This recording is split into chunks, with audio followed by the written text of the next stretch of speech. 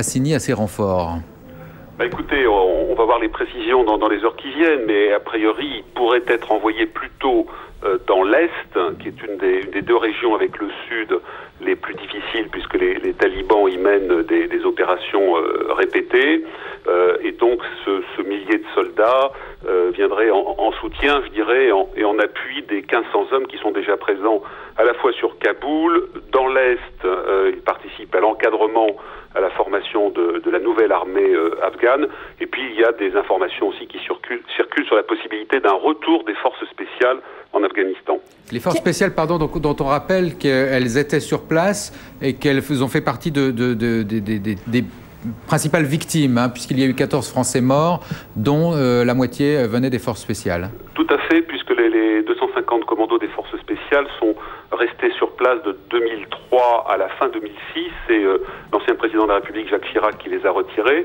Et ils étaient dans le sud, dans la région, dans la zone de Spinboldak, où ils ont fait un boulot tout à fait remarquable qui avait été salué à l'époque par les Américains, alors que les relations entre la France et les États-Unis à ce moment-là n'étaient pas très bonnes, mais ce travail avait été apprécié parce qu'il avait été de grande qualité. Et effectivement, ils ont payé le prix du sang, puisqu'un certain nombre de ces commandos ont été tués, soit au combat, soit dans des accidents liés aux opérations. Pierre Servan, Nicolas Sarkozy va faire cette proposition lors du sommet de l'OTAN à Bucarest.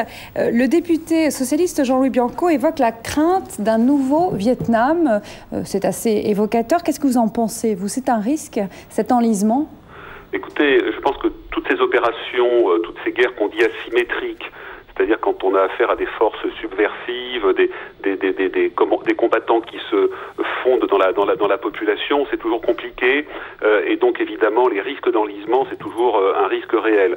Maintenant, l'image du Vietnam est une mauvaise image, je dirais, sur le plan strictement militaire, car quand on va là-bas en Afghanistan, on a plus affaire à un paysage qui peut rappeler l'Algérie que le Vietnam. C'est une des difficultés d'ailleurs, c'est un paysage montagneux, semi-désertique, et donc il est toujours plus difficile dans ce type de paysage très fracturé, je dirais, de traquer les petits groupes d'Al-Qaïda ou les petits groupes de talibans qui agissent très ponctuellement en déposant des bombes, avec des opérations kamikazes, avec des opérations de terreur auprès de la population locale. Merci beaucoup Pierre Servan, spécialiste des questions de défense. Direction l'Alsace à présent, Adrien Zeller.